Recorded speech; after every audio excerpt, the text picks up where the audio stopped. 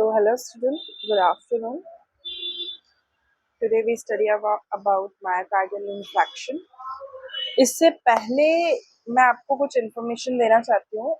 Information कुछ ये है कि जो भी मैंने आपको इसके प्रीवियस में पढ़ाया था, जो कुछ भी मैंने आप लोगों को पढ़ाया है, वो सभी कुछ आप रिवाइज कर लें, क्योंकि ऑलरेडी हमारी 5 यूनिट कंप्लीट हो चुकी है मेडिकल सर्जिकल में. रेस्ट ऑफ मैं आपको पढ़ाते जाऊंगी. मैं वीडियोस इसी तरह बुक के ही अपलोड कर रही हूँ ताकि आपको इजी रहे. आप में से सभी के पास बुक है, आप सेकेंड ईयर की बुक्स देख सकते हैं और उसी में से मैं आपको पीडीएफ बनाकर एक्सप्लेनेशन के साथ आपको बता रही हूँ. ओके, सो अगर आपको कोई भी डाउट है तो आप व्हाट्सएप पे ग्रुप पर मैसेज करके बता सकते हैं, पूछ सकते हैं. Okay, so let's start. Myocardial infection, ये इसके पहले की जो डिजीजेस है वो मैं बता चुकी हूँ. जो ऑफलाइन बच्चे आते थे उनको, है ना. तो कार्डियोवास्कुलर सर्कुलेटरी सिस्टम में हम ये पढ़ रहे हैं मायोकार्डियल इन्फेक्शन के बारे में, जिसको हम एमआई भी कहते हैं. ठीक है.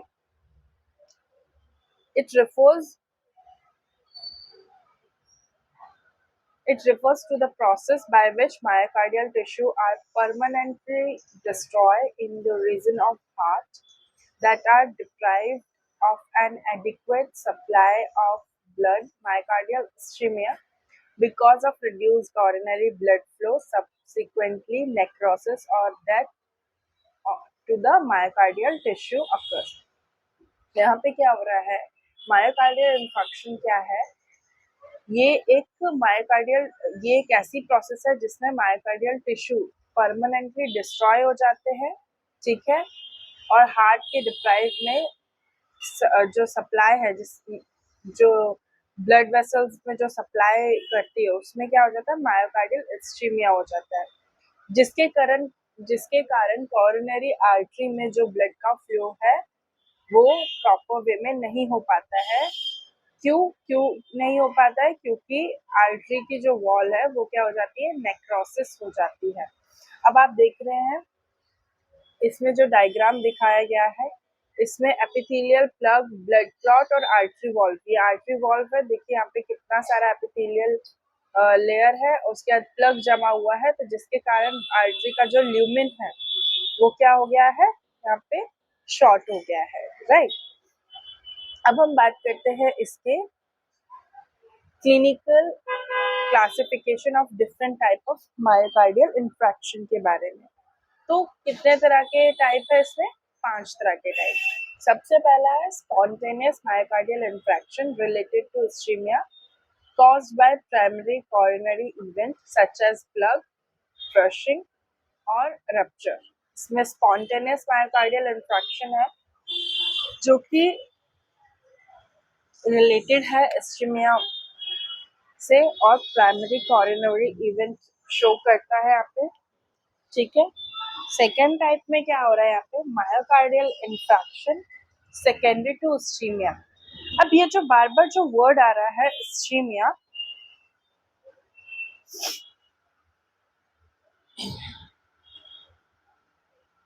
ये जो वर्ड आ रहा है इस्चीमिया, इसका मतलब होता है ये जो ब्लड का जो सप्लाई है, lack of blood supply to a part of the body.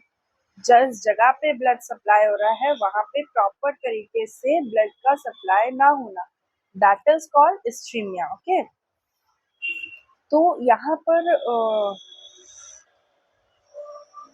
यहाँ पर रिजल्टिंग में क्या हो रहा है, इम्बैलेंस हो रहा है बिटवीन ऑक्सीजन डिमांड और supply, such as coronary spasm के कंडीशन में भी ये मायोकार्डियल इन्फेक्शन हो सकता है. फिर बात करते हैं sudden death from cardiac disease. Sudden death from cardiac disease मतलब किसी कार्डियक डिजीज की वजह से अचानक से डेथ हो जाना. ठीक है. अब वो किसके अंदर आएगा, मायोकार्डियल इस्चीमिया में. ठीक है. और फिर न्यू एसटी मतलब होगा साइनोएट्रियल. एलिवेशन, एसटी एलिवेशन और लेफ्ट बंडल ब्रांच का ब्लॉक हो जाना। ठीक है, लेफ्ट बंडल ब्रांच मतलब जो हमारे हार्ट का बंडल ऑफ हिस होता है वहां पर उसका ब्लॉक हो जाना। वेरीफाइड कॉरोनरी थ्रोम्बोसिस और एंजियोग्राफी, जो वेरीफाइड जो कॉरोनरी थ्रोम्बोसिस है वो हो जाना या एंजियोग्राफी में कोई दिक्कत हो जाना। This is the type of MI death, myocardial infraction death. ये एक टाइप है मायोकार्डियल इंफ्रैक्शन डेथ का। Before blood sample can be obtain, जिसमें से ब्लड सैंपल में ये सब चीजें पता चलती है। अब आप सोच रहे होंगे कि मैडम एकदम ही वैसे लैंग्वेज में पढ़ा रही है, तो इसमें बेटा ये है कि जितने भी ये जो शब्द दिए गए हैं ना, myocardial ischaemia, ST elevation, left bundle branch, ये बेटा एनाटॉमिकल शब्द है। इसको हिंदी में नहीं बोला जाएगा, हिंदी में भी एज इट इज ऐसे ही रखाए जाएंगे। तो आपके एक्सप्लेनेशन के लिए भी मेरे को यही वर्ड यूज करना पड़ेगा। अगर आपको इन वर्ड्स के मतलब नहीं पता है तो आप एनाटॉमी की बुक खोलिए, एनाटॉमी की बुक में आप कार्डियोवास्कुलर सिस्टम निकालिएगा, उसमें आपको ये सारे वर्ड समझ में आएंगे। कार्डियोवास्कुलर सिस्टम में आपको लेफ्ट बंडल ब्रांच जो लिखा हुआ है वो आपको कंडक्शन सिस्टम में मिलेगा। सर्कुलेटरी सिस्टम में आपको क्या बोलते कॉरोनरी आर्टरी के बारे में मिलेगा। और आपको जो उसके लेयर है, जो उसके इंट्रोडक्शन पार्ट में जो लेयर बताई गई पेरिकार्डियम, मायोमेट्रियम वगैरह, वो आपको मायोकार्डियल इस्कीमिया जो टर्म लिखा गया वो उसके अंदर मिलेगा। ठीक है, इस्कीमिया का मैंने आपको बता दिया है मतलब। ठीक है, नेक्स्ट हम बात करते हैं टाइप 4 के बारे में। अब यहाँ पे आता है myocardial infraction associated with primary percutaneous coronary intervention. अब मायोकार्डियल इंफ्रैक्शन किसके साथ एसोसिएटेड का मतलब होता है एक साथ होना, मतलब उसके साथ होना, उसके साथ साथ। तो myocardial infraction associated with primary percutaneous coronary intervention. ठीक है, फिर आता है टाइप 5 में myocardial infraction associated with coronary artery bypass graft. Okay, उसके बाद हम बात करते हैं इसके इटियोलॉजी के बारे में। क्या बात करते हैं हम इसकी इटियोलॉजी के बारे में।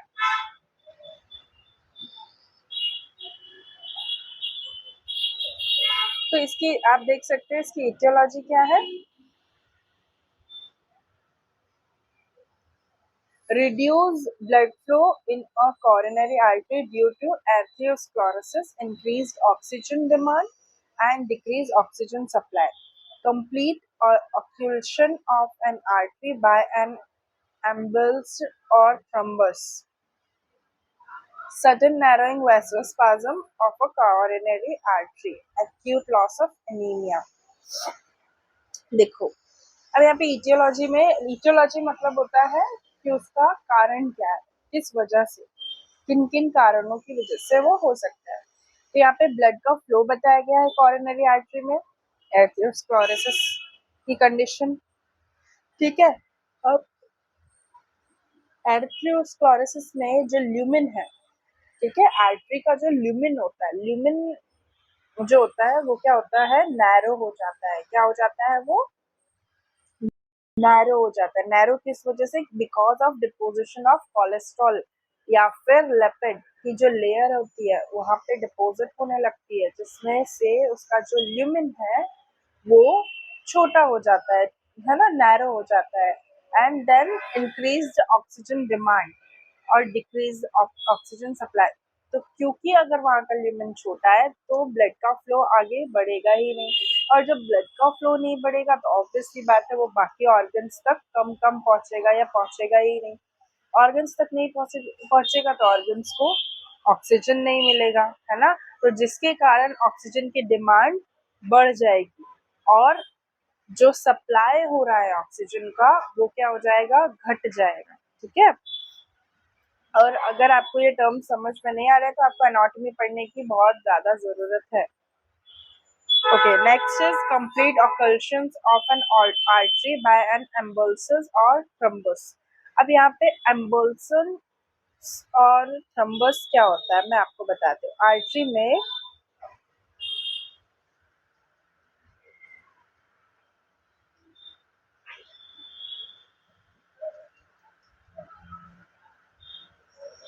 एम्बोलिसिस मतलब होता है a sudden blocking of an artery. ठीक है, एम्बोलिसिस का मतलब होता है sudden blocking of an artery. ठीक है, अब और यहाँ पर थ्रम्बस का मतलब होता है ब्लड क्लॉट। ठीक है, और thrombus is a blood clot that form in a blood vessels के अंदर, हार्ट के ब्लड वेसल्स के अंदर वहां पे क्या हो जाता है, क्लॉटिंग हो जाती है, right. That is called embolus और thrombus.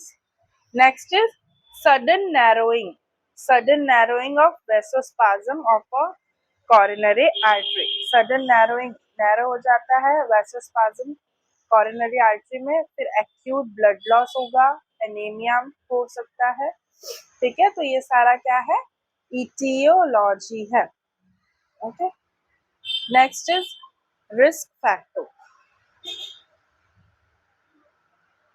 So number one, non-modifiable risk factor. Non-modifiable risk factor is non-controllable risk factor are risk factor we cannot do anything about. ऐसे कंट्रोलेबल रिस्क फैक्टर जिसके लिए हम कुछ नहीं कर सकते। Generally the risk factor are related family history. Generally जो इसके जो रिस्क फैक्टर है वो या तो फैमिली हिस्ट्री से होंगे, या तो वो एज, या तो वो सेक्स, या फिर रेस के हिसाब से। ठीक है, यहाँ पे जो आपका चार्ट बना हुआ है उसको आप देख सकते हैं। ठीक है, फिर हम बात करते हैं डायरेक्ट यहाँ पे मोडिफेबल रिस्क फैक्टर में। देखिए, हाई ब्लड लेवल होगा, लेवल उसका, स्मोकिंग होगा, हाइपरटेंशन की वजह से, डायबिटीज मेलाइटिस की वजह से, फिजिकली इनएक्टिव है उसकी वजह से, obesity, stress, type A personality हो। ठीक है, या फिर lack of oestrogen in women, उन सारी चीजों की वजह से यहाँ पे ये सब कुछ हो सकता है। बात करते हैं अब यहाँ पे प्रिसिपिटेटिंग फैक्टर। तो जिसमें क्या क्या प्रिसिपिटेटिंग फैक्टर हो सकते हैं, इमोशनल स्ट्रेस हो सकता है, अपसेटिंग लाइफ को इवेंट के बारे में, surgical procedure associated with acute blood loss, total plasma of homocysteine. फिर आता है increase the level of high sensitivity C reactive protein. ठीक है, फिर आता है increased thickness of inner layer of carotid artery. फिर आता है कोरोनरी आर्टरी कैल्शियम स्कोर, फिर कोकेन्यूज, फिर आता है थायरोटॉक्सिस, फिर increased myocardial oxygen in secondary tachycardia. ठीक है, फिर आता है यहाँ पे डिग्री ऑफ डैमेज। तो डिग्री ऑफ डैमेज मतलब किन चीजों की वजह से ये डैमेज भी हो सकता है, तो it's a zone of necrosis, death of heart muscles caused by extensive complete oxygen. देखिए, इरिवर्सिबल डैमेज हो सकता है, जोन ऑफ इंजरी के इसमें हो सकता है, तो यहाँ पे ऑक्सीजनेशन जो है रिस्टोर नहीं होगा। ठीक है, नेक्रोसिस हो सकता है, इन्फ्लाम्ड हो सकता है, किसी जगह का इंजर्ड हो सकता है, या फिर इस्चीमिया। इस्चीमिया मैंने आपको बताया था कि वहाँ पे ब्लॉकेज हो जाना है, सडन ब्लॉकेज हो जाता है, वहाँ पे ब्लड का सप्लाई नहीं पहुंच पाता है। ठीक है, फिर यहाँ पे हम बात करते हैं इसके पैथोफिजियोलॉजी के बारे में। तो पैथोफिजियोलॉजी इसमें चार्ट में दी गई है, लेकिन दैट इज वेरी सिंपल। सबसे पहले आप देखिए यहाँ पे, मैं आपको पेन यूज करके बताती हूँ। सबसे पहले देखिए, पहले आपको इटियोलॉजी के बारे में बताया गया है, यहाँ पे आपको कॉज के बारे में बताया गया है, राइट। अब ये जो कॉज के बारे में आपको बताया गया है, ये कॉज आपको क्या दिया है, पहला तो आपको दिया है कोरोनरी एथियोस्क्लेरोटिक हार्ट डिजीज, पहला एक। फिर आता है कोरोनरी थ्रोम्बोसिस और एम्बोलिज्म। ठीक है, दूसरा। फिर आता है डिक्रीज ब्लड फ्लो, या फिर शॉक, या फिर हेमरेज की वजह से हुआ। ठीक है, तीसरा। मैंने अब आपको एथियोस्क्लेरोसिस की कंडीशन में बताया था कि कोलेस्ट्रॉल का जमा होना, लिपिड का जमा होना। थ्रोम्बोसिस की कंडीशन में क्लॉटिंग बताई थी। ठीक है, अब ब्लड फ्लो जो है वहां पे प्रॉपर नहीं पहुंच पाएगा, तो ऑब्वियस सी बात है या तो इंटरनल ब्लीडिंग हो रही है या तो शॉक की कंडीशन में जा रहा है ना। अब यहाँ पे तीन तरह की दी है, मायोकार्डियल इस्चीमिया दिया है, डिक्रीज मायोकार्डियल ऑक्सीजन सप्लाई दिया है, और इंक्रीज दी सेलुलर हाइपोक्सिया। मतलब यहाँ पे ऑक्सीजन का सप्लाई नहीं हो पा रहा है, यहाँ पे ऑक्सीजन सप्लाई डिक्रीज हो रहा है, यहाँ पे हाइपोक्सिया की कंडीशन मतलब सेल तक नहीं पहुंचा है, और मायोकार्डियल इस्चीमिया की वजह से ये सारी चीजें हो रही है। अब इस हाइपोक्सिया की वजह से जो सेल की इंटीग्रिटी है वो अल्टर्ड हो गई है, मतलब वो प्रॉपर तरीके से काम नहीं कर पाएगी। तो ऑब्वियस सी बात है कि मायोकार्डियल कॉन्ट्रैक्टाइल होगा और डिक्रीज कार्डियक आउटपुट, जिसके कारण कार्डियक आउटपुट क्या होगा, डिक्रीज होगा। उसके कारण से क्या हो रहा है, यहाँ पे आर्टियल में प्रेशर डिक्रीज हो रहा है, जिसमें स्टिमुलेशन नहीं हो पा रहा है, स्टिमुलेशन और सिंपैथेटिक रिसेप्टर्स भी ठीक से काम नहीं कर पाएंगे इसकी वजह से। देन उसके बाद अगर आपको मैं बताऊं,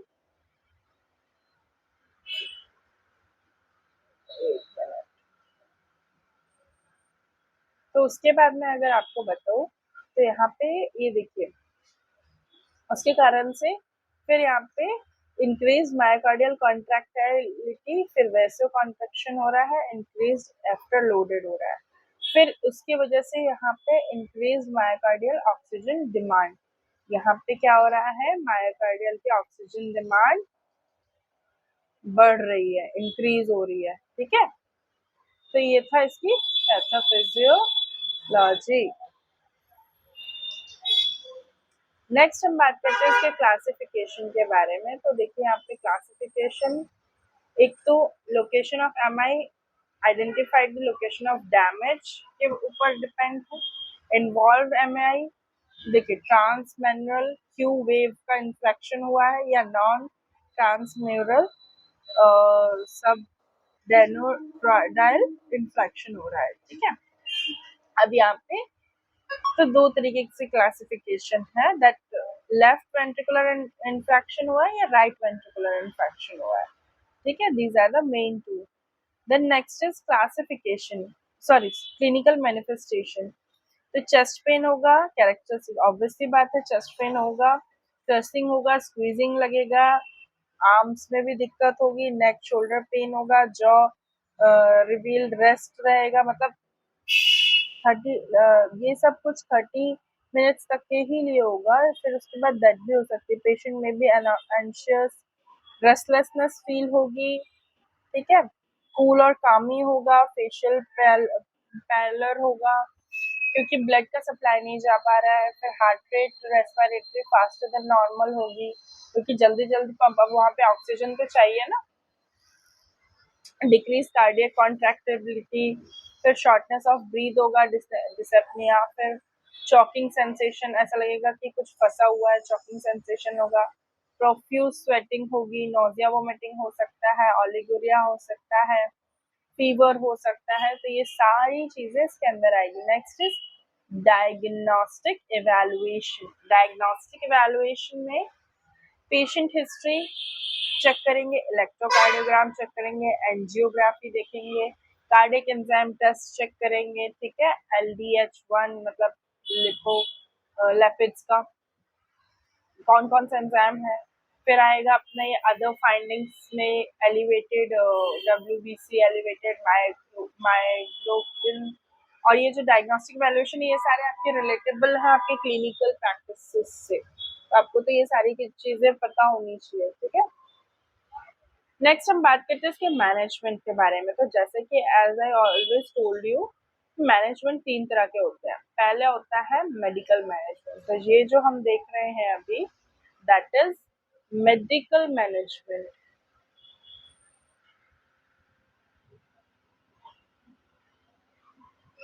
ठीक है, ये मेडिकल मैनेजमेंट है, ओके।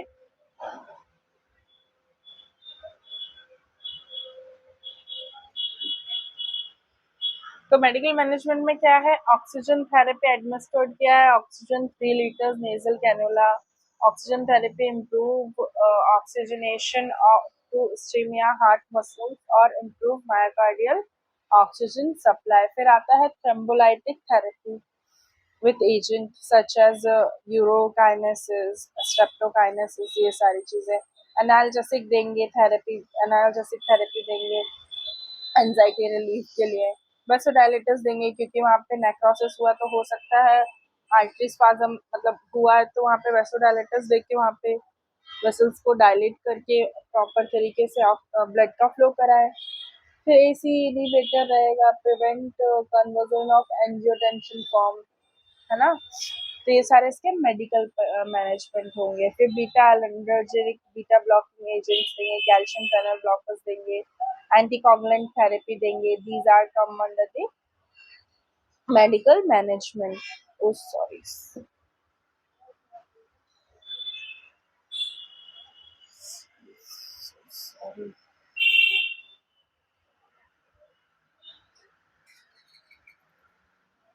सॉरी।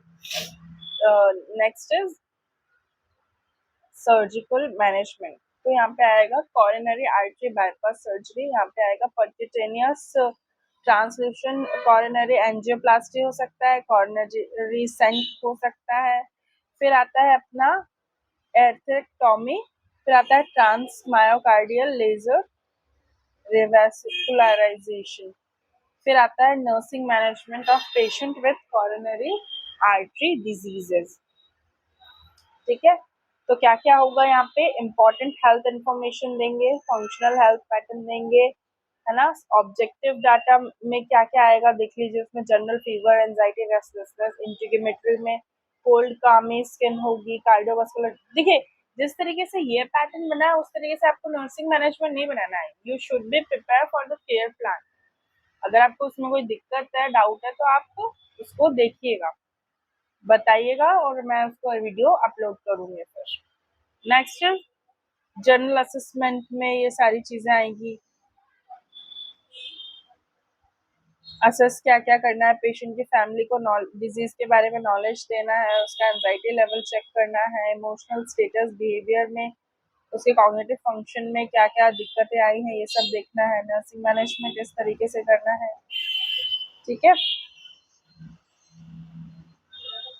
नेक्स्ट हम बात करते हैं यहाँ पे nursing intervention, reduce pain, assess the patient description, chest pain, onset, location, radiation, duration, है ना। जहाँ पे है उसको लोकेशन में देख के वहाँ का ही लिखना है। obtain 12 lead ECG during pain, prescribe ECG करना है, provide semi fowler position देना है। so these are all about the cardiac output. अब देखिए ये जितना भी दिया है ना, आप सोच रहे होंगे कि मैडम उनको क्यों नहीं बता रही। बेटा ये पढ़ने की चीजें हैं आपकी। If you have any doubt about this, regarding this kind of particular nursing intervention, तो मुझे प्लीज आप बताइए, अपना रिस्पॉन्ड दीजिए।